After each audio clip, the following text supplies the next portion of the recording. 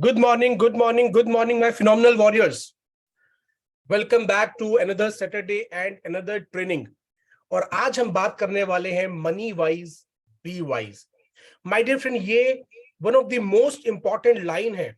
और अगर हमने इस बात को समझ लिया और आज के हमने इस ट्रेनिंग को बाय हार्ट लिया और उसको अपनी लाइफ में इंप्लीमेंट किया, तो अगले 5 से 7 सालों में my dear friend, irrespective of your income, irrespective of the challenges, irrespective of the problems, हम अपनी लाइफ के अंदर एक बहुत अच्छे मुकाम को हासिल कर चुके होंगे फाइनेंशियली.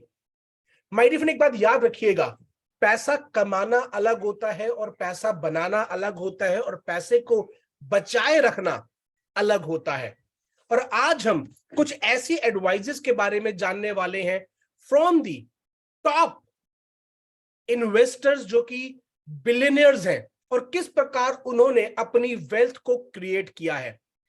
माय डियर फ्रेंड, ये कुछ सिलेक्टेड एडवाइजेस मैंने उनके अलग अलग जगह से पढ़कर समझकर इस जगह पे डाली हैं और मैं आज प्रयास करूंगा कि मैं उन एडवाइजेस के साथ साथ आपको उन लर्निंग्स के साथ भी रूबरू करवा सकूं जो उस एडवाइस से निकलती है. जो भी मेरा बेस्ट पॉसिबल एफर्ट रहेगा, जो भी मेरा बेस्ट पॉसिबल परफॉर्मेंस रहेगा, मैं आज आपके साथ उस चीज पे शेयर करने वाला हूं. बिकॉज आई पर्सनली बिलीव कि ये topic one of the most important topic है किसी भी व्यक्ति की लाइफ का.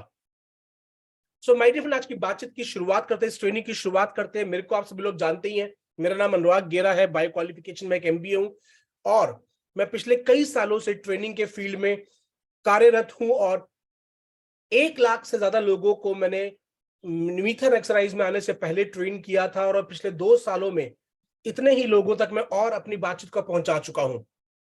तो चलिए दोस्त, आज की बातचीत की शुरुआत करते हैं. मनी वाइज बी वाइज, क्या मतलब है इस लाइन का? मनी वाइज बी वाइज यानी कि पैसे के आधार पर, पैसे की लेन देन के अंदर, पैसे से रिलेटेड चीजों के अंदर माय डियर फ्रेंड, हमारे को समझदारी बरतना बहुत ज्यादा जरूरी है. मनी के रिलेटेड मैटर्स के अंदर हमारे को समझदारी बरतना बहुत ज्यादा जरूरी है. माय डियर फ्रेंड, हिंदू जो माइथोलॉजी है उसके अंदर बोला गया है कि पैसे की देवी को लक्ष्मी बोला जाता है. दूसरी जगह पे हम इस चीज का जो इस्तेमाल करते हैं लक्ष्मी का, वो घर की बेटियों के लिए कहा जाता है. मैं हमेशा एक बात बोलता हूं कि जिस प्रकार अपनी बेटी को ब्याहने के वक्त हम पूरी की पूरी जानकारी लेते हैं कि हम उसको किस परिवार में ब्याहने जा रहे हैं, लड़का क्या करता है, उसका चाल चलन कैसा है, वैसी ही समझदारी, वैसी ही सूझबूझ, वैसी ही जानकारी हमारे को अपने पैसे को इन्वेस्ट करते समय भी रखनी चाहिए माय डियर फ्रेंड. मगर most of the times, in most of the cases, most of the people लालच में आके पैसे को इन्वेस्ट कर देते हैं, बिना सोचे समझे पैसे को इन्वेस्ट कर देते हैं, जो कि उनके लिए बहुत घातक सिद्ध होता है. आज माय डियर फ्रेंड, हम कुछ ऐसी बातचीत को समझने वाले हैं और उसको हम समराइज भी करेंगे विद अ रोड मैप कि किस प्रकार आप अपनी लाइफ के अंदर एक लॉन्ग टर्म वेल्थ क्रिएट कर सकते हैं. मैं शुरुआत से बोल रहा हूं my dear friend, long term wealth. रातों रात अमीर होने की कोई स्कीम के बारे में भी मैं आज भी बातचीत नहीं करने वाला. तो चलिए एक एक करके उन एडवाइस को सुनते हैं. जितने भी नाम जो आप देखेंगे आज अपनी स्क्रीन के ऊपर और उनकी दी हुई एडवाइस को आप देखेंगे, सुनेंगे, ये सभी के सभी व्यक्ति बिलियनियर्स हैं. सभी के सभी, they all are investors into different companies. और बहुत सारे लोग बहुत बड़े बड़े फिलैंथ्रोपिस्ट है. फिलैंथ्रोपिस्ट का मतलब होता है जो अपनी वेल्थ को लोगों के साथ शेयर करते हैं, लोगों के साथ कंट्रीब्यूट करते हैं. तो चलिए माय डियर फ्रेंड, सबसे पहली एडवाइस सबसे पॉपुलर इन्वेस्टर्स की तरफ से आ रही है, mister Warren Buffett. Warren Buffett साहब को लेके आने से पहले, उनके बारे में बताई हुई एडवाइस को जानने से पहले, एक टॉपिक को मैं आपके साथ क्लियर करना चाहता हूं कि एक्चुअली में वेल्थ होता क्या है. My dear friend, many people don't know what exactly wealth is. पैसा हमें समझ में आता है, बट वेल्थ क्या होती है ये हमें समझ में नहीं आता, ये हमें नहीं पता। मैं जानना चाहता हूं कि क्या कोई ऐसा व्यक्ति है जो वेल्थ को यहां पे डिफाइन कर सकता है, जो ये बता सके व्हाट एग्जैक्टली वेल्थ इज। तो कोई अगर व्यक्ति अपना हैंड रेस करके बताना चाहता है कि व्हाट एग्जैक्टली वेल्थ इज, तो मैं उनसे सुनना चाहूंगा। मुकेश कुमार जी ने सबसे पहले हैंड रेस किया है, तो मैं मुकेश कुमार जी को अनम्यूट करने की रिक्वेस्ट शेयर करता हूं। मुकेश जी, जी मुकेश जी, आप बता सकते हैं what is wealth? Good morning sir, मुझे इतने बड़े मंच पर बोलने का मौका देने के लिए। सर, ये मनी, दुनिया में सबसे बड़ा चीज मनी है सर, एजुकेशन। सर मैंने आपसे सिर्फ पूछा है वेल्थ क्या होता है। अगर आपके पास वेल्थ की डेफिनेशन है तो मुझे बताइए। सर, एजुकेशन ही है सर। नहीं sir. Thank you for sharing sir. Sir मैं एजुकेशन की बात नहीं कर रहा, मैं कुछ की बात नहीं कर रहा, मैं मॉनेटरी टर्म्स में वेल्थ की बात कर रहा हूं। अगर आपको लगता है कि आपको ये पता है कि व्हाट इज वेल्थ, वेल्थ को कैसे डिफाइन किया जाता है इन मॉनेटरी टर्म्स, तो आपका मैं स्वागत करता हूं अपनी बात रखने के लिए। जी राम जी, मैं आपको अनम्यूट करने की रिक्वेस्ट शेयर कर रहा हूं sir. What is hello wealth? Sir, wealth is a legacy sir, जो कि जिंदगी भर आपके पास पैसा आता रहता है, आपको ज्यादा कुछ काम करने की जरूरत नहीं पड़ती जिंदगी भर के लिए सर। जिंदगी भर पैसा आता रहता है? पैसा आने के डिफरेंट सोर्सेस होते हैं सर, वहीं से आपके पास लेगेसी आते रहती है। मनी और वेल्थ में क्या डिफरेंस है? सर मनी जो है ना, मनी के लिए आपको कुछ टाइम तक काम करना पड़ता है, और वेल्थ के लिए आपको लाइफ में एक ही बार काम करना पड़ता है, तो क्या आपकी जिंदगी भर वो लेगेसी बन जाती है आपकी। तो कोई आप ऐसा बता सकते हैं कि वेल्थ जिसके वजह एक ही बार काम किया और आता रहे, कोई ऐसा एग्जांपल है आपके सामने?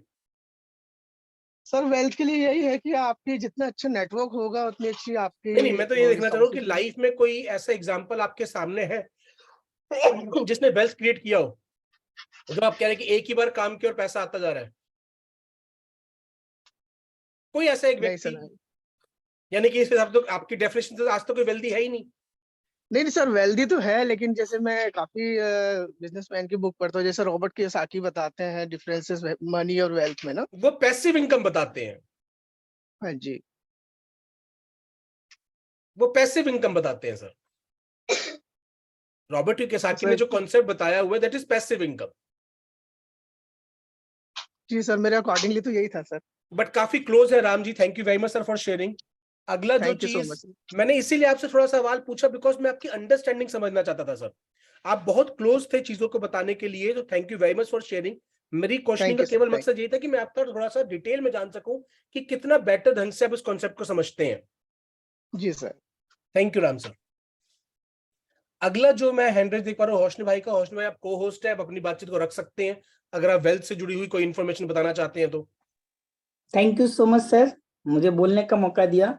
सर, वेल्थ वो होता है कि हम अपने पैसे को ऐसे जगह पे इन्वेस्ट करें जहां पे जितनी जितनी हमारे खर्चे हैं उतना पैसा बिना काम के मुझे आए, वो सर वेल्थ है। जहां पे मुझे कोई काम ना करना पड़े और जो मेरी खर्च है वो मुझे हमारा इन्वेस्टमेंट जो है उतना पैसा देता रहे पूरे life time. I think sir मेरे नजर में वर्थ यही है सर, दैट वेल्थ इज यही है sir. Exactly passive income. But ये काफी क्लोज है, जैसे राम सर ने भी बोला। बट जो आपने डिफाइन किया वो पैसिव इनकम को बोला जाता है। Wealth is defined something else. हाँ, इससे काफी क्लोजली रिलेटेड है वेल्थ, बट जो चीज आपने बोली वो पैसिव इनकम बोली जाती है। वेल्थ इज समथिंग डिफरेंट, उसको थोड़ा अलग तरीके से डिफाइन किया जाता है इन टर्म्स ऑफ जो मिलियनियर बिलियनियर्स बोलते हैं, वो आपके साथ अभी शेयर करूंगा। एक दो लोगों से बातचीत और कर लेते हैं।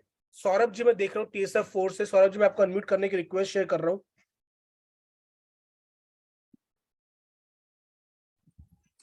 जी सर, नमस्कार। जी नमस्कार सौरभ जी। सर, वेल्थ वो चीज है जिससे कि हम इतना पैसा कमा लें और वो हमारा जो है जरूरत पूरा करे और हमारा पूरा परिवार सुखी संपन्न रहे। सबसे बड़ा वेल्थ वो है sir. Okay, thank you very much Saurabh sir. But again wealth की एग्जैक्ट डेफिनेशन नहीं है। तो चलिए दोस्त, अभी इंटरेस्ट ऑफ टाइम में मैं बाकी लोगों का हैंड रेज नहीं ले पाऊंगा। मैं आपको वेल्थ की प्रॉपर डेफिनेशन बता देता हूं, what exactly wealth is. My dear friend, there's a difference between money and wealth. There's a difference between passive income and wealth. आपका जैसे बोलते हैं कि भाई मेरे पास पैसा आता रहे, फॉर एग्जाम्पल आपके पास 1 लाख रुपए महीना आ रहा है, बट आपके खर्चे हैं 90,000 रुपए महीना, तो जब तक पैसिव इनकम आ रही है आपकी चीजें चलती रहेंगी, बट किसी कारणवश आपके घर में कोई खर्चा ज्यादा आ जाता है और आपके पास 1 लाख रुपए महीना ही आ रहा है, तो आपका पैसिव इनकम आपके खर्चों को हैंडल नहीं कर पाएगा। वेल्थ इज डिफाइंड एज, बहुत ध्यान से समझिएगा, because very few people understand this concept. Money समझ में आता है, रॉबर्ट कियोसाकी की रिच डैड पुअर डैड समझ के हमने पैसिव इनकम को भी समझ लिया है, but being wealthy is totally different. Wealth means अगर आज आपके सारी की सारी इनकम आनी रुक जाए, तो आज जो भी पैसा आपके पास है उससे आप अपनी जिंदगी को कितने समय तक सस्टेन कर पाएंगे, दैट इज वेल्थ। अब मैं उदाहरण देके समझाता हूं। एक व्यक्ति है जो 10 लाख रुपए महीना कमा रहा है, दूसरी तरफ एक व्यक्ति है जो 1 लाख रुपए महीना कमा रहा है, ठीक है। अगर हम लिटरल टर्म्स में देखेंगे तो हम बोलेंगे यार 1 लाख रुपए कमाने वाला व्यक्ति अमीर नहीं है, 10 लाख रुपए महीने कमाने वाला व्यक्ति ज्यादा अमीर है। मगर लेट्स से 10 लाख रुपए जो महीना कमा रहा है उसके जो खर्चे हैं वो है 9.5 लाख रुपए महीना, जबकि जो व्यक्ति 1 लाख रुपए कमा रहा है उसके खर्चा है 50,000 रुपए महीना, और 5 साल तक दोनों ये पैसा कमाते हैं। वो व्यक्ति 10 लाख रुपए महीना कमा रहा है और वो व्यक्ति 1 लाख रुपए महीना कमा रहा है, दोनों 50,000 रुपए बचा रहे हैं। तो 1 साल में बचा 6 लाख और 5 साल में बचा 30 लाख। मैं ये कहता हूं इंटरेस्ट विंटरेस्ट लगकर सब कुछ लग के वो 40 लाख रुपए हो गया। अब किसी कारणवश दोनों का पैसा आना बंद हो जाता है, दोनों के पास 40 लाख रुपए है, दोनों में से वेल्दी ज्यादा कौन सा है? एक व्यक्ति जिसका खर्चा 50,000 रुपए महीना है माय डियर फ्रेंड, वो 40 लाख रुपए में अपने आप को कितने साल सस्टेन कर पाएगा? और एक व्यक्ति जिसका खर्चा 9.5 लाख रुपए महीना है, वो 40 लाख में कितना सस्टेन कर पाएगा? जिसका 9.5 लाख रुपए महीना है वो 6 महीने भी अपनी जिंदगी को सस्टेन नहीं कर सकता। जबकि जो व्यक्ति 50,000 रुपए का खर्चे पे घर चला रहा था, जिसका खर्चा 50,000 रुपए था, उसकी इनकम 1 लाख रुपए थी, वो व्यक्ति 40 लाख रुपए के अंदर माय डियर फ्रेंड लगभग 8 साल अपनी जिंदगी को गुजार सकता है। दूसरी चीज, 40 लाख रुपए अगर उस व्यक्ति के पास है और वो व्यक्ति उसको लगभग 10-12% रेट ऑफ इंटरेस्ट पे किसी जगह पे लगा के रख देता है, तो भी उसके पास लगभग 5 लाख रुपए सालाना आता रहेगा। यानी कि वो व्यक्ति अपने 5 साल के वेल्थ से ही अपनी लाइफ को सस्टेन कर सकता है। जबकि जो व्यक्ति 10 लाख रुपए महीना कमा रहा था उसका खर्चा बहुत ज्यादा है, वो अपने 40 लाख रुपए को कितने भी जगह पे लगा दे, उसके पास उतना पैसा नहीं आएगा कि वो अपनी लाइफ को सस्टेन कर पाए। This is the difference between having money, having passive income और वेल्थ। दोनों के पास सेम पैसिव इनकम आ रही होगी, बट 50,000 रुपए महीने पे खर्चा चलाने वाला व्यक्ति वेल्दी होगा और 9.5 लाख रुपए वाला वेल्दी नहीं होगा। सो वेल्थ सेज अगर आज आपकी सारी की सारी एक्टिव इनकम आना बंद हो जाए, आप जो अपने फिजिकल एफर्ट से कमा रहे हैं, तो आप अपने करंट रिसोर्सेज पर कितने समय तक अपनी लाइफ को सस्टेन कर पाएंगे, that is wealth. Passive income है कि एक्टिव इनकम आपकी चली गई, पैसिव आ रही है, पर आपकी पैसिव इनकम पे आपके खर्चे सस्टेन ही नहीं हो रहे, जबकि दूसरा व्यक्ति सस्टेन कर पा रहा है। या सस्टेन हो रहे हैं तो कितने समय तक हो रहे हैं? जिस दिन आप अपने लाइफस्टाइल को इस तरीके से बिल्ड कर लेते हैं कि आपकी एक्टिव इनकम चली भी जाए बट आपका वेल्थ, आपकी सारी इनकम आनी बंद हो जाए, मगर आपकी करंट वेल्थ आपको लाइफ टाइम तक सस्टेन करवा सकती है, उस समय आप वेल्दी काउंट करे जाते हैं। अब अगर मैंने अपने लाइफस्टाइल में कुछ चेंज कर दिया तो भी आपकी वेल्थ इंपैक्ट होती है। And my dear friend, most of the people जो कामयाब हैं वो पैसा कमाने पे नहीं, वो वेल्थ कमाने पे फोकस करते हैं। इसीलिए वो एसेट्स को बिल्ड करने पे ज्यादा फोकस करते हैं, बिकॉज जो रॉबर्ट यू कियोसाकी कहते हैं, asset is something that puts money in your pocket. Asset की केवल एक ही डेफिनेशन है, कोई भी ऐसी चीज जो आपकी जेब में पैसा डाले वो एसेट है। इसीलिए contrary to what Indian people think, Robert you Kiyosaki कहते हैं कि जिस घर में आप रह रहे हैं वो भी आपकी एसेट नहीं है, बिकॉज वो आपकी जेब में पैसा डाल नहीं रहा है, वो आपकी जेब से पैसा निकाल रहा है। तो अगर आपके घर की कीमत है 5 करोड़ रुपए तो आपकी एसेट नहीं है, बिकॉज जब तक आप खुद उस घर में बैठे हैं आपको उस घर पे खर्चा करना है, आपको उस घर पे खर्चा लगाना है, वो घर आपके जेब में पैसा डाल नहीं रहा है। इसीलिए Robert you Kiyosaki always says, अब मैं यहां पे इंडियन बिलीफ सिस्टम पे क्वेश्चन नहीं कर रहा हूं, बट रॉबर्ट यू कियोसाकी कहते हैं कि it is always better to rent a flat than own it, because 5 crore के घर को सस्टेन करने के लिए जितना रेंट पे करना है वो कहीं कम होगा एज कंपेयर टू अगर आप 5 करोड़ रुपए किसी अच्छी जगह पे इन्वेस्ट कर दें, उससे जो रिटर्न्स आएंगे। Because real estate is one of the lowest paying asset in terms of passive income. मैं इन टर्म्स ऑफ वैल्यूएशन की बात नहीं कर रहा हूं, मैं in terms of passive income की बात कर रहा हूं। एक एसेट जो रियल एस्टेट जो आपको रेंट पे करता है वो उसकी टोटल वैल्यूएशन के मुकाबले बहुत कम होता है। इसीलिए वो कहते हैं कि भाई अगर आपके पास पैसा है तो उसको इन्वेस्ट कर दो और रेंट पे रह लो। बट यस, हमारे इंडियन बिलीफ सिस्टम में कहते हैं भाई छत अपनी होनी चाहिए, बार बार बदलने की जरूरत नहीं है।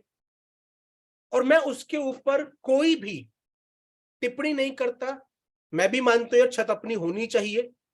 बट यस, फाइनेंशियली ये एक बात बताई जाती है, ये बात हमें समझनी चाहिए कि फिर मुझे कितना पैसा अपने घर पे इन्वेस्ट करना है, कितना पैसा मुझे अपने घर को खड़ा करने के लिए लगाना है। That we need to understand. और वो हमारी अपनी अपनी बिलीफ सिस्टम, हमारे अपने अपने आइडियोलॉजीज के हिसाब से होगा। बट मैं आपको केवल और केवल फाइनेंशियल टर्म्स में समझाने की कोशिश कर रहा हूं कि वेल्थ क्या होता है और क्यों रॉबर्ट यू कियोसाकी का कभी आप किताब पढ़े rich dad poor dad, cash flow quadrant, तो क्यों वो ऑन घर को, अपने घर को लाइबिलिटीज में रखते हैं, बिकॉज उस पर आपको पैसा लगाना पड़ रहा है, वो आपकी जेब में पैसा डाल नहीं रहा है। वो कहते हैं एसेट की केवल एक डेफिनेशन है, something that puts money in your pocket. तो अगर आप अपने बिजनेस करने के लिए गाड़ी खरीद रहे हैं वो एसेट है, बट अगर आप अपने पर्सनल कंजम्पशन के लिए गाड़ी खरीद रहे हैं वो लाइबिलिटी है। फॉर एग्जाम्पल, आपने अपने बिजनेस को बिल्ड करने के लिए कार खरीदी, आप अपनी टीम के पास जा रहे हैं, ज्यादा अच्छा काम कर पा रहे हैं, तो वो एसेट है। अभी मैं पीछे गिरडी में था और मैंने उनसे एक सवाल पूछा, कहता है कि मैंने 30,000 किलोमीटर गाड़ी चला दी। मैंने कहा भाई अगर 10 रुपए किलोमीटर गाड़ी चली है फॉर एग्जाम्पल, तो क्या इसने मिनिमम 20 से 25 रुपए किलोमीटर आपको कमा के दिया है? कार ने, सिर्फ कार की बात करो कि क्या कार के आने से ये बेनिफिट फर्क पड़ा आपकी लाइफ के अंदर? If the answer is yes, तो ये कार आपके लिए एसेट का काम कर रही है। द आंसर इज नो, तो ये कार आपके लिए लायबिलिटी का काम कर रही है। अगर आपने एक बाइक खरीदी है, स्कूटी खरीदी है और उसने आपके बिजनेस को बूस्ट नहीं किया, दैट मीन्स आपने उसको ढंग से एसेट की तरह यूज नहीं किया है, then that is your liability. क्योंकि अब आपने पेट्रोल का एक्स्ट्रा खर्चा बढ़ा लिया। हाँ, अगर आपको कहीं पे ट्रैवल करने में दिक्कत होती थी, आप अलग अलग जगह पे जाके खर्चे करते थे और वो खर्चा आपका कम हो गया, देन इट इज एसेट। तो एक बात को दिमाग में डाल लीजिए my dear friend, asset is something that puts money in your pocket, liability is something that takes money out of your pocket. Simple, one simple rule. अगर इस रूल को भी आपने समझ लिया और वेल्थ को समझ लिया, इन दो चीजों को भी अगर आपने समझ लिया माय डियर फ्रेंड, तो मैं आपको बताना चाहता हूं कि आज की ट्रेनिंग का सुघाड़ता हो गई। ये दो रूल्स भी 5 साल में आपको एक बहुत बड़ा शिफ्ट दे देंगे, mind shift, financial shift, lifestyle shift. आगे चलते हैं, पहली स्टेटमेंट को समझते हैं, those golden statements from top billionaire investors. पहली है वॉरेन बफे से, rule number 1 never lose money, rule number 2 never forget rule number 1। बहुत ही मजेदार स्टेटमेंट उन्होंने बोली है। कहते हैं पैसा बनाने से पहले पैसा बचाने पे फोकस करो, रिस्की इन्वेस्टमेंट्स मत करो, बिना सोचे समझे इन्वेस्टमेंट मत करो। पता चला आप 10 रुपए के ऊपर 100 रुपए के ऊपर 10 पे कमाने गए, बट आप अपने 100 रुपए को 80 करके आ गए। तो focus on first saving money. Saving money ये नहीं कि बैंक उठा के सेविंग्स अकाउंट में रख लो, मतलब आपको risky investments, to risky investment नहीं करनी। अगर आपको लॉजिक समझ में नहीं आ रहा है तो नहीं करनी, अगर आपको उस इंडस्ट्री को समझ में नहीं आ रही है तो नहीं करनी, अगर आपको वो कंपनी समझ में नहीं आ रही है तो नहीं करनी। Never lose money. पहले 100 को 80 नहीं करना, क्योंकि 100 को 80 कर लिए तो 110 करने के लिए अब 30 रुपीज कमाने, which is almost 50% return. 50% return आएंगे तो 80 110 पे जाएगा। तो उससे बेहतर है 100 को पहले 80 होना ही मत दो। 100 के 105 हो जाएंगे चलेगा, 102 हो जाएंगे चलेगा, 101 हो जाएगा चलेगा, बट डोंट लूज मनी। तो उसमें ये नहीं कह रहे वो कि भाई आप इन्वेस्ट मत करो, अंटे में दबा के रख लो। वो ये कह रहे हैं जो समझ में नहीं आए ना उसमें इन्वेस्ट मत करो, लालच में आके इन्वेस्ट मत करो। सामने वाला समझो आपसे क्या कह रहा है, क्या स्टेटमेंट दे रहा है, वो आपको लालच दे रहा है या पॉसिबिलिटी दे रहा है, आपके अंदर की ग्रीड जगा रहा है या आपके अंदर की एक पोटेंशियल अपॉर्चुनिटी को जगा रहा है। आपसे कहां बात कर रहा है, लालच दे के बात कर रहा है। इसीलिए मैं कहता हूं धंधे में कभी कोई गारंटी नहीं होती, बिकॉज ये सेल्स जो आपको गारंटी दे रहा है वो व्यक्ति ना समझ जाए। वो मेरी स्टेटमेंट नहीं है, मैं इनकी बात तो करता हूं कि भैया जो आपको अगर गारंटी दे रहा है तो बेवकूफ है या चोर है, वो दोनों में से कोई एक काम करेगा। So first rule is never lose money, rule number 2 remember rule number 1 always. I hope ये स्टेटमेंट आपको बहुत हेल्पफुल लगी होगी। नेक्स्ट स्टेटमेंट पे चलते हैं। पीटर लिंच जो कि गदर बिलियनर इन्वेस्टर है, वो कहते हैं invest in what you know. If you understand a business, its industry and its competitive advantages, you are more likely to make informed investment decisions। लगभग वही बात जो वॉरेन बफे ने बोली, इन्होंने थोड़ा और खुलासे से बोला कि भाई उस चीज में डालो पैसा जो आपको समझ में आता हो। क्योंकि अगर आपको समझ में आ रहा है, इंडस्ट्री का विजन दिख रहा है, कॉम्पिटिटिव एडवांटेज दिख रही है, तो आप ज्यादा इंफॉर्म्ड डिसीजन ले पाओगे। ज्यादा रिटर्न्स के लालच में उस जगह पे पांव मत रखो जो आपको समझ में ही नहीं आ रही, उस जगह पे जाओ जो समझ में आ रही है, ताकि आप बेहतर रैशनल डिसीजन ले सको। इमोशनल बेसिस पे डिसीजन ना लो, आप रैशनल डिसीजंस लो। तो दोनों इन्वेस्टर्स ने लगभग सेम बात बोली है माय डियर फ्रेंड, और इसीलिए मैं हमेशा फोकस करता हूं कि आपको मैं इंडस्ट्री को समझाने पे फोकस कर सकूं, मैं आपको लॉजिक समझाने पे डिस्कस कर सकूं। मैं हमेशा बोलता हूं कहानी का मतलब है केवल हानि। मैं कहानी करने में बिलीव नहीं करता, मैं हमेशा इसीलिए लॉजिक्स पे बात करना पसंद करता हूं, लॉजिक्स देना पसंद करता हूं, बिकॉज लॉजिक्स को और फैक्ट्स को काटा नहीं जा सकता।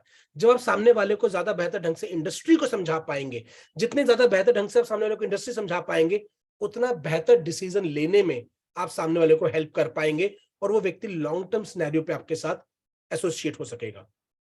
आगे चलते हैं my dear friend. Ray Dalio, don't confuse a bull market with brains. Amazing line. मुझे बहुत सारे ट्रेडर्स मिलते हैं, हमने इतना कमा लिया सर, हमने ये कर दिया सर, हमने वो कर दिया सर, बट वो मोस्ट ऑफ द रिजल्ट्स ना बुल मार्केट में होते हैं, जब मार्केट लगातार लगातार लगातार बढ़ रही है। तो रिटेलर कहते हैं don't confuse a bull market with brains. बढ़ती हुई मार्केट को अपना दिमाग मत समझो।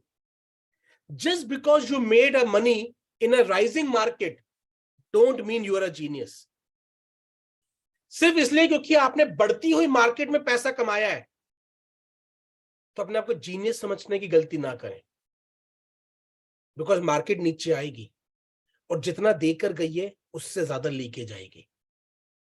और इसीलिए मैं हमेशा बोलता हूं टेल मी वन नेम, जो कि आदमी कहता है मैं सिर्फ ट्रेडर हूं, मैंने लाइफ में कभी कोई इन्वेस्टमेंट करी नहीं जी, आज खरीदता हूं, रात को बेच देता हूं, कल खरीदता हूं, परसों बेच देता हूं, इंट्रा डे करता हूं, एक दिन में 5-5, 7-7, 10-10 बार ट्रेड लगाता हूं, और वो बिलियनियर है। ये सारे के सारे लोग बिलियनियर्स हैं माय डियर फ्रेंड, जिनको आज आप स्क्रीन पे देख रहे हैं, and they all are investors. इनमें से एक भी ट्रेडर नहीं है, they all are investors, they all are investors. वो ट्रेडर नहीं है। लॉन्ग टर्म वेल्थ ट्रेडिंग से क्रिएट नहीं होती, लॉन्ग टर्म वेल्थ इन्वेस्टिंग से बिलीव होती है। अब जहां पर भी लॉन्ग टर्म के लिए इन्वेस्ट करेंगे वो चीज रिजल्ट देके जाएगी। सचिन तेंदुलकर ने लॉन्ग टर्म तक क्रिकेट में इन्वेस्ट किया, क्रिकेट ने उनको रिजल्ट दिया। वो लॉन्ग टर्म तक इंडिया से खेलते रहे, तो इंडिया के लोगों ने जो प्यार दिया वो उनको रिटर्न्स दिए। वो लॉन्ग टर्म तक मुंबई इंडियंस से खेलते रहे, तो मुंबई इंडियन ने भी उनको कोच बनाकर इन्वेस्टमेंट पे रिटर्न दिया। अगर आप भी लॉन्ग टर्म तक एक ऑर्गेनाइजेशन के साथ काम करेंगे, एक जगह पे बिल्ड करेंगे, वो जगह भी आपको रिटर्न देगी। अगर आप ईमानदारी से लोगों के साथ अपने रिश्तों में इन्वेस्ट करेंगे, वो इन्वेस्टमेंट भी आपको रिटर्न देगी। Invest for a long term horizon. Do not confuse your brain कि जो एक राइजिंग मार्केट में हुआ आप उसको जीनियस नहीं समझ बैठे। देयर आर मेनी पीपल जो एक अच्छे काम को भी बुरे तरीके से करने का रास्ता ढूंढ लेते हैं। वो अपनी टीम के साथ चालबाजी करेंगे, उससे आपको शॉर्ट टर्म पैसा तो आ जाएगा, पर आप लॉन्ग टर्म तक कभी भी सस्टेन्ड वेल्थ नहीं कमा पाएंगे। My dear friend, network marketing वो इंडस्ट्री है जिसके अंदर 5-5 साल के अंदर जिंदगी बदलने का ताकत थी, पर हम 15-15 साल से लगे हुए हैं। मैं कहता हूं कि हम वो लोग हैं जो 15 साल से 12 महीने में अपनी जिंदगी को बदलने के लिए 15 कंपनियां चेंज कर चुके हैं। क्यों? हम 12 महीने में लाइफ को चेंज करना चाहते हैं, वो 12 महीने हमने 15 बार कर चुके। 15 साल लगा दिए 12-12 महीने की लालच में, मगर एक जगह पर 60 महीने इन्वेस्ट नहीं करे, पूरी ईमानदारी से काम नहीं करा। माय डियर फ्रेंड, दुनिया में कोई ऑर्गेनाइजेशन परफेक्ट नहीं है, कोई रिश्ता परफेक्ट नहीं है, उसको परफेक्ट बनाना पड़ता है। सेम वे किसी भी ऑर्गेनाइजेशन के अंदर आप जाएंगे, वहां पे चैलेंजेस तो आएंगे, आपको उन चैलेंजेस के समय पर उस ऑर्गेनाइजेशन का, उस टीम का साथ निभाना होता है। माय डियर फ्रेंड, एक आरसीएम जैसी ऑर्गेनाइजेशन को भी बंद करके डाल दिया गया था। एमवे जैसी ऑर्गेनाइजेशन के ऊपर भी केसेस हुए हैं, बट जो लोग उस समय पर उनके साथ खड़े रहे, वही लोग अपना नाम बना के पाए। सो चैलेंजेस आएंगे, खड़े रहिए, प्रोग्रेस पे फोकस कीजिए, परफेक्शन पर नहीं। प्रोग्रेस पे फोकस कीजिए, परफेक्शन पर नहीं। आईफोन 14 प्रो के बाद भी आईफोन 15 प्रो आने ही वाला है। आईफोन 14 प्रो भी परफेक्ट नहीं हुआ है। 1.5 लाख का फोन भी परफेक्ट नहीं है, कल को उसमें कुछ नई डेवलपमेंट आने ही वाली है। तो focus on progress and invest in the long term. Next चलते हैं my dear friend, John Paulson कहते हैं, my dear friend, I have found that when the markets are going down and you buy funds wisely, at some point in the future you will be happy. You won't get there by reading now is the time to buy. Don't try to time the market, instead focus on buying good investment at fair prices. वो कहते कि भाई मैंने अपने career में देखा है कि जब जब मार्केट नीचे जाती है और उस समय पर आप समझदारी से कोई भी प्रोजेक्ट पर इन्वेस्ट कर देते हैं, तो भविष्य में एक ना एक पॉइंट ऐसा आता है जब आपको खुशी मिलेगी। मगर मार्केट के अंदर ऐसा कोई सिग्नल नहीं आता, आप खरीदने का टाइम है, आप खरीदने का टाइम है, आप खरीदने का टाइम है। ऐसा सिग्नल कभी नहीं आने वाला। आपको बस फोकस करना होता है कि आप अच्छी इन्वेस्टमेंट्स फेयर प्राइस पे खरीद पाए। अब इसमें 2-3 बड़ी अच्छी बात बोली उन्होंने। जब मार्केट नीचे जा रही होती है तब खरीदना है। मोस्ट ऑफ द पीपल जब मार्केट नीचे जा रही होती है तब डर के भागते हैं, यार नीचे जा रही है, नीचे जा रही है, नीचे जा रही है, नीचे जा रही है। जानते हैं क्यों? क्योंकि उन्होंने क्या खरीदा है उन्हें ये पता ही नहीं, उन्होंने सोच समझ के खरीदा ही नहीं, उन्होंने किसी के बोलने पे खरीद लिया था, जैसे ही थोड़ा सा नीचे गया उनको डर लगना स्टार्ट हो जाता है। बट अगर आपको पता है आपने क्या खरीदा है, आपको भरोसा है उस इंडस्ट्री के ऊपर, आपको भरोसा है उस कंपनी के ऊपर, तो जब मार्केट नीचे जा रही होगी ना तो आप और खरीदेंगे, क्योंकि आपने वेल रिसर्च करके खरीदा होगा। जैसे कि पहले वाली स्टेटमेंट उन्होंने बोला, आपने समझ के खरीदा होगा एग्जैक्टली आपने खरीदा क्या है। इसी वजह से माय डियर फ्रेंड्स सोच समझ के खरीदना जरूरी है। परफेक्ट टाइम कभी नहीं आएगा, आपको बस इवेल्युएट करना होता है कि क्या पॉसिबिलिटी है और आज उस पॉसिबिलिटी के लिए क्या दाम देना पड़ रहा है। जब आपको लगे यहां इस पॉसिबिलिटी के लिए ये दाम देना ठीक है, आप खरीद लीजिए। 2 दिन बाद मेरी फैमिली में एक वेडिंग है, तो कल मैं अपनी वाइफ के साथ थोड़ा सा शॉपिंग के लिए गया हुआ था और वो कुछ ज्वेलरी देख रही थी, आर्टिफिशियल ज्वेलरी। तो उनके दिमाग में क्या था, मुझे इतने अमाउंट का लेना है। आई सजेस्टेड हर कि तू अमाउंट मत देख, तू चीज देख और उसके बाद तय कर इस चीज के लिए कितना अमाउंट पे करना वर्थ है, और अगर उस प्राइस के ऊपर चीज मिल जाती तो बाय कर। ये सोच के मत जाओ मार्केट में कि भाई 100 रुपए की चीज खरीदनी है, नहीं, फाइंड आउट क्या 1000 रुपए की चीज, 1000 रुपए की वर्थ देने वाली चीज 700 में मिल रही है आज, तो आप ऑलरेडी 300 रुपए प्रॉफिट में है। समथिंग जो पहन के देखने में या इस्तेमाल करने में 2000 रुपए की दिख रही हो, वर्थ उसकी 2000 जितनी हो, बट आज मिल 1200 रुपए में रही है, खरीद लो। ये तब होगा जब आप चीजों को लॉजिक से समझेंगे, बेसिक्स से समझेंगे। आप इंपल्स पे या इंट्यूशन पे नहीं जाएंगे, आप कैलकुलेशन और डेटा पे जाएंगे। और मुझे इसीलिए गणित से इतना प्यार है, बिकॉज मुझे कैलकुलेशंस करने में हेल्प मिलती है, मुझे बड़ा मजा आता है। दैट्स व्हाई इंपॉर्टेंट है माय डियर फ्रेंड कि जब भी आप जाएं यूज ब्रेन्स, और जब मार्केट नीचे जा रही हो तो वो मार्केट से बाहर आने का टाइम नहीं होता, वो मार्केट में अंदर घुसने का टाइम होता है उन प्रोजेक्ट्स पर जिनको आप नजर गड़ाए बैठे हैं, जो आपकी वॉच लिस्ट में बैठे हैं, ताकि आप उन्हें फेयर प्राइस पे ले पाए। अंडरस्टैंड, अगर आप इस चीज को अंडरस्टैंड करके अप्लाई करेंगे तो आप पहला रूल भी याद कर लीजिएगा, नेवर लूज मनी। तो जब अगर आप एक फेयर इन्वेस्टमेंट रीजनेबल प्राइस पर खरीदेंगे तो आप अपना पैसा खोएंगे नहीं, बिकॉज भविष्य में घूम के चीज वापस आएगी। मैं हमेशा एक बात बोलता हूं कि 17 लाख पर जब किसी ने बिटकॉइन बेचा तो बेचा किसको? मार्केट में कोई उस समय पे बैठा था जो उस गिरती मार्केट में भी बिटकॉइन को खरीद रहा था, क्योंकि वो जानते हैं यार ये चीज 50-60 लाख रुपए की होके आई है, और जिस तरीके से इंडस्ट्री घूम रही है, जिस तरह से इंडस्ट्री बदल रही है, वापस ये 1 करोड़ पे जाएगा। तो आज लोग डर के मारे 17 लाख पे बेच रहे हैं, खरीद के रख ले, खरीद के रख ले। वो आपसे बेहतर समझता है क्रिप्टो करेंसी को, वो आपसे बेहतर समझता है वेब 3.0 को, वो आपसे ज्यादा अवेयर है इस इंडस्ट्री के पैरामीटर्स को लेके, वो आपसे ज्यादा अवेयर है इस इंडस्ट्री की जानकारी को लेके। इसी वजह से आप जब डर के मारे बेच रहे हैं, कोई दूसरा खरीद रहा है, क्योंकि अगर मार्केट में चीज बिक रही है ना, इसका मतलब केवल ये है कि उस दाम पर किसी ना किसी व्यक्ति को उसकी वैल्यूएशन समझ में आ रही है, किसी ना किसी व्यक्ति के दिमाग में उसकी वैल्यूएशन उस रुपए से ज्यादा है, तभी वो आपसे उस दाम पे खरीद रहा है। माय डियर फ्रेंड, आप अपनी कार बेचने जाते हो, कोई 5 लाख रुपए ऑफर करता है, तो उसके दिमाग में उसकी वैल्यूएशन 5 लाख से ज्यादा है, तभी वो 5 लाख आपकी कार का ऑफर कर रहा है। अगर उसकी दिमाग में वैल्यूएशन 4 लाख की होगी तो कभी आपको 5 लाख देगा ही नहीं।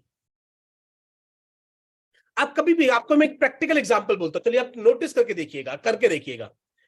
कभी आप जाइएगा, कार नहीं भी लेनी हो ना तो जाके आज प्रैक्टिकल एक्सपेरिमेंट करके आइएगा। ये सेल्स में मैंने किया है, इसलिए आपको बता रहा हूं। कार जब आप लेने जाएंगे, पता करने जाएंगे, तो हमेशा आपसे पहला सवाल पूछेगा, सर कोई कार एक्सचेंज करनी है क्या? अगर आप बोलेंगे यस, तो वो आपको डिस्काउंट अलग तरीके से समझाएगा ताकि आपकी कार की वैल्यूएशन को बढ़ा के बता सके। पैसा उसने उतना ही देना आपको, मगर वो आपको अलग ढंग से समझाएगा। और अगर आप बोलेंगे नो, तो आप अलग देखेंगे। अब जब इंडिविजुअली कार बेचने जाएंगे तो आपको वैल्यूएशन हमेशा ज्यादा मिलेगी। जब आप एक्सचेंज करवाएंगे उसके मुकाबले। और ये बात आप बोल के आइएगा कि भाई तू मुझे फाइनल प्राइस बता डील का, फाइनल तू कितने में गाड़ी देगा। पहले आप उससे पूरे निचड़वा लो और फिर बोलो कि चले कार है उसको एक्सचेंज भी करवाना है, फिर देखो वो कितनी वैल्यू देता है। 4-5 जगह पे ऐसे ट्राई करो और 4 जगह बताओ कि अच्छा एक्सचेंज करानी है तो कार की कितनी वैल्यूएशन लगेगी वो बताओ, आपको पता लग जाएगा डिफरेंस। सो अगर एक व्यक्ति माय डियर फ्रेंड आपको किसी चीज की कोई वैल्यू दे रहा है ना, तो उसके दिमाग में उसकी वैल्यूएशन उससे ज्यादा है, भविष्य में उसका यूजेस उस अमाउंट से ज्यादा है, भविष्य में वो उस अमाउंट से ज्यादा का बेनिफिट निकालने वाला है, तभी वो आपको वो पैसा दे रहा है, अदरवाइज ना देता। अदरवाइज वो आपसे उस दाम पे खरीदेगा ही नहीं। तो अगर आप डर के मारे अपनी कोई इन्वेस्टमेंट बेच रहे हैं और कोई दूसरा खरीद रहा है, तो समझ जाइए उसके दिमाग में आपसे बेहतर पिक्चर क्लियर है, वो आपसे बेहतर यूज आप ही की एसेट को कम दाम पे खरीद के करने वाला है। और इसलिए हर इन्वेस्टर कहता है जब मार्केट नीचे जा रही हो इट्स टाइम टू बाय, और जब ऊपर जा रही हो इट्स टाइम टू सेल। तो यूज दिस प्रिंसिपल्स। आगे चलते हैं my dear friend next principle पर। Nassim Taleb, avoid taking risk that blow you up. उतना बड़ा रिस्क मत लीजिएगा जो आपको खत्म कर दे। कैलकुलेटेड रिस्क लेने होते हैं, बिना रिस्क लिए काम नहीं चलेगा। रिस्क दुनिया में हर एक जगह पे होने वाला है, but never take that much risk जो आपको खत्म कर दे कि अगर ये डूब गया तो मैं खत्म ही हूं भाई, फिर कुछ नहीं बचेगा। Don't take that much risk with your money that will blow you up. Short, precise. यही स्टेटमेंट कहीं ना कहीं वॉरेन बफे ने बोली है, never lose money. Rule number 2, read rule number 1 once again. सो अगर आप देखेंगे तो बहुत सारी सिमिलैरिटीज मिलेंगी आपको सभी इन्वेस्टर्स की बातचीत में, यानी कि प्रिंसिपल सेम है। हमें बस उन प्रिंसिपल्स को अप्लाई करना है अगर मैं चाहता हूं अपनी लाइफ के अंदर आगे जाने के लिए। हॉवर्ड मार्क्स कहते हैं successful investing is about managing risk, not avoiding it. आप रिस्क से बचकर अमीर नहीं बन सकते, आप रिस्क को मैनेज करके अमीर बनते हैं। अगर आप इस डर में गाड़ी चला ही नहीं रहे कि गाड़ी ठुक जाएगी, तो आप अपनी जिंदगी में कहीं नहीं पहुंचने वाले। गाड़ी चलाते वक्त समझदारी से चलाते हुए, रिस्क को नेविगेट करते हुए, मैनेज करते हुए, गड्ढों से बचते बचाते हुए अपनी मंजिल तक पहुंचना होता है। सक्सेसफुल इन्वेस्टिंग रिस्क अवॉइड करने की गेम नहीं है, रिस्क को मैनेज करने की गेम है। वो आप कैसे कर सकते हैं? डाइवर्सिफाई करके, या फिर एसआईपी के जरिए। आप हर महीने थोड़ा एसआईपी करते रहिए। जब मार्केट ऊपर होगी तो आपको कम यूनिट्स आ जाएंगी, मार्केट नीचे जाएगी तो ज्यादा यूनिट्स आ जाएंगे, और आपका प्राइस क्या होगा? वो एवरेज आउट हो जाएगा। म्यूचुअल फंड्स इसी कॉन्सेप्ट पे काम करती है। जो म्यूचुअल फंड की एसआईपी होती है, सिस्टमैटिक इन्वेस्टमेंट प्लान्स, वो इसी तरीके से काम करती है। आजकल तो कई जगह पर क्रिप्टो के अंदर भी आप एज एन एसआईपी इन्वेस्ट कर सकते हैं। आप अपने लिए भी एक प्रैक्टिस बना सकते हैं कि हर महीने यार 2-3 हजार रुपए का तो मैं एम कॉइन लेके खरीदता रहूंगा। थोड़ा करके मेरे पास मेरी एसेट वैल्यू बढ़ती रहेगी। जब नीचे आता है थोड़ा बहुत एम कॉइन का प्राइस एक्सचेंज पर, तो भी खरीदूंगा तो ज्यादा एम कॉइन आ जाएंगे, ऊपर जाएगा तो कम आएंगे, बट एक एवरेज आउट हो जाएगा। उससे आपको बेहतर रिस्क मैनेज करने में हेल्प मिलेगी। बिकॉज सक्सेसफुल इन्वेस्टिंग रिस्क को मैनेज करना है, रिस्क को अवॉइड करना नहीं है। रिस्क को अवॉइड करके आप कभी भी लाइफ में कामयाब नहीं हो सकते, रिस्क को आपको मैनेज करना पड़ेगा। प्लेन उड़ेंगे तो उसका खतरा रहता है, 10,000 में से एक प्लेन क्रैश भी होता है, बट उसके लिए लाइफ जैकेट होती है।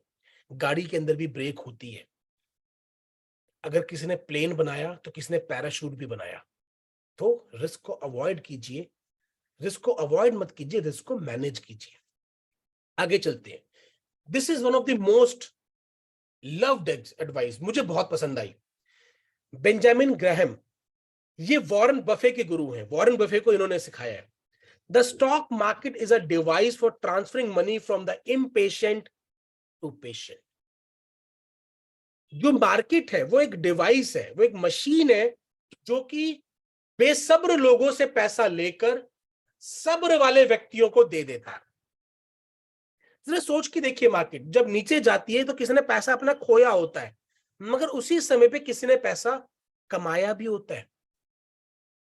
ये मार्केट का पैसा तो मार्केट में ही है, किसी की जेब से निकला है तो किसी की जेब में गया भी है। तो निकलता किसकी जेब से? जो बेसब्र आदमी होता है, और जाता किसकी जेब में? जो सब्र वाला व्यक्ति होता है। मैं हमेशा कहता हूं, कुछ बेच बाच के पैसा इन्वेस्ट मत करो, कहीं से उधार लेके मत इन्वेस्ट करो, वो इन्वेस्ट करो जो लॉन्ग टर्म तक होल्ड कर सकते हो। क्यों? क्योंकि जब आप लॉन्ग टर्म तक होल्ड कर पाओगे तो आप पेशेंटली सारे के सारे रिवॉर्ड्स को रीप कर पाओगे। हर उतार चढ़ाव से आपके दिल में दुख दुख नहीं होगी, हर ऊपर नीचे प्राइस होते हुए से आपको दुख दुख नहीं होगी। कई लोगों का मेरे पास फोन आता है, अरे सर प्राइस एमकॉन कितना हो गया? मैं कहा भाई तुम रोज रोज प्राइस देखते क्यों हो? मैं तो देख ही नहीं रहा 2030 से पहले, 2027 से पहले। गया नीचे तो किसी ना समझ आदमी ने बेच दिया होगा, तो चला गया थोड़ा सा नीचे, आ जाएगा वापस ऊपर, क्योंकि मुझे भरोसा है, मैं तो आराम से बैठा हूं। तुम्हें भरोसा नहीं है इसलिए तुम्हारी बीपी ऊपर नीचे होता रहता है। अरे अदानी का शेयर नीचे चला गया, अदानी थोड़ा बेसब्र होकर बैठा हुआ है, वो तो कह रहे चल मार्केट से और मेरा एडवांस में पैसा लेके भैया मुझे मेरे शेयर वापस कर दो, मैं अपने शेयर खुद लेने को तैयार हूं। उसे अपने पे भरोसा है, इसीलिए वो मार्केट में बना हुआ है, और अब देखिए वो दोबारा खड़ा भी होएगा। भैया रोज रोज प्राइस मत चेक किया करो, सब्र बन के बैठो, सब्र करके समझो क्या खरीदा है, इंडस्ट्री में क्या स्कोप है, कहां जा सकती है, मैनेजमेंट क्या है, अपना रिसर्च करो, बेसिक्स को समझो, और उसके बाद सब्र से बैठो।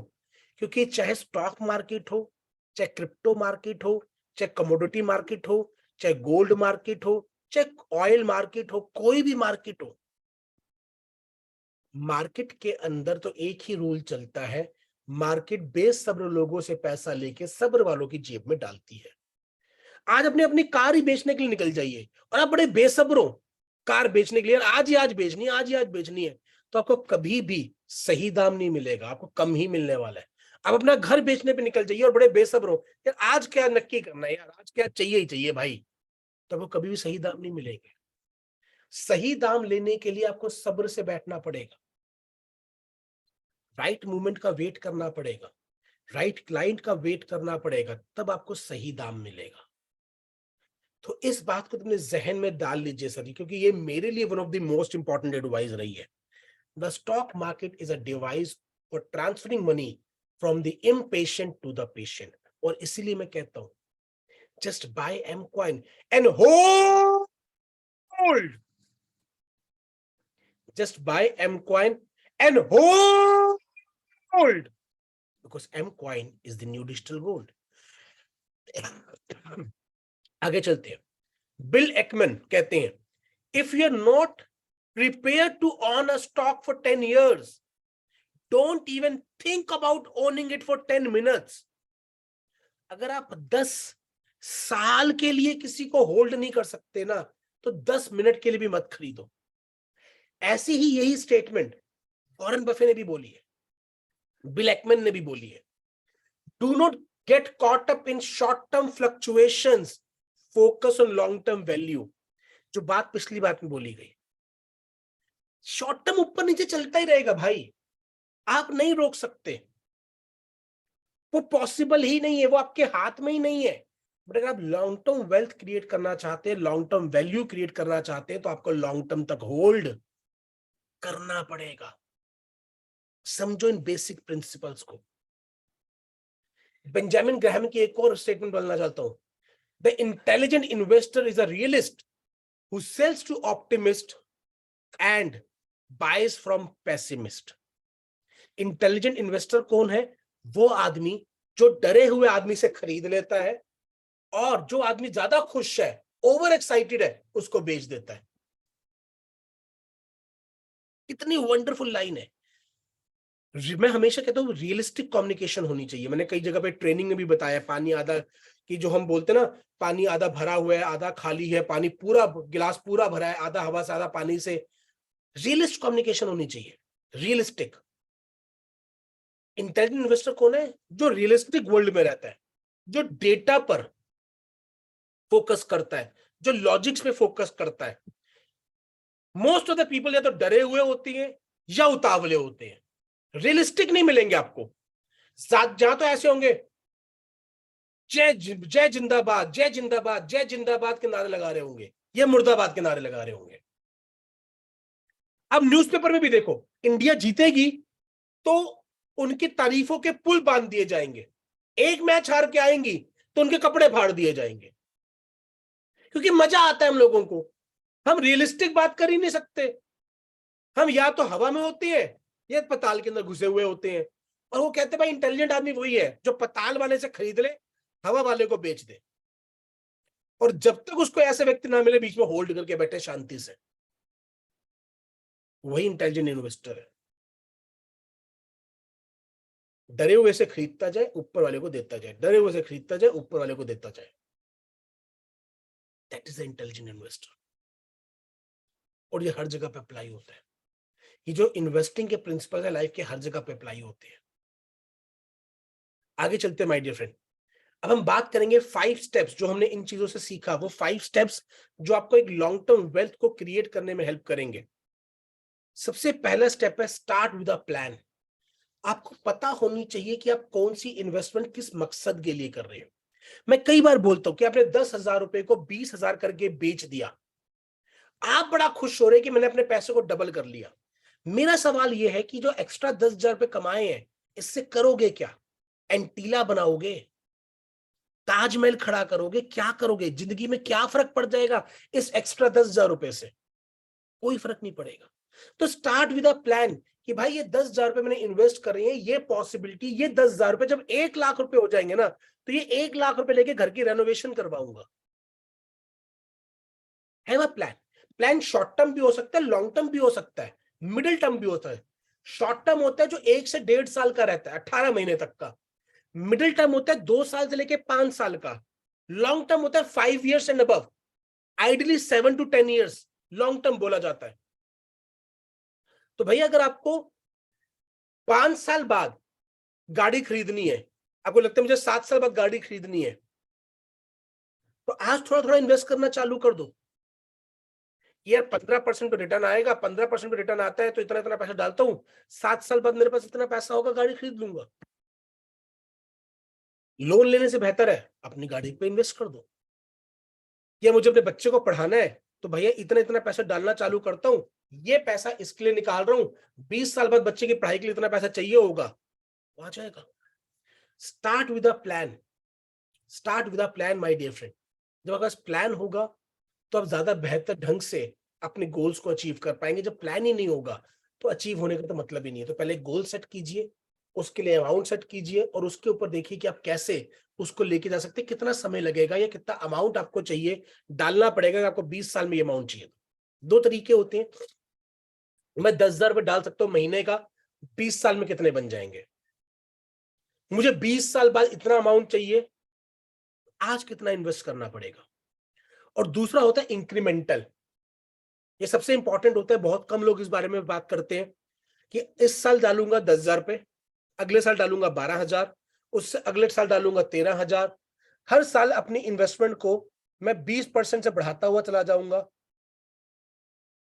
20% से बढ़ाता हुआ चला जाऊंगा, और ऐसे ऐसे मेरे गोल्स अचीव होंगे। तो start with a plan, have a plan, diversify your portfolio. Very high risk, high risk, medium risk, balanced, low risk, 5 तरह की इन्वेस्टमेंट होनी चाहिए। वेरी हाई रिस्क है जो आपको 50 से 100% तक का रिटर्न दे सकती है 1 साल में।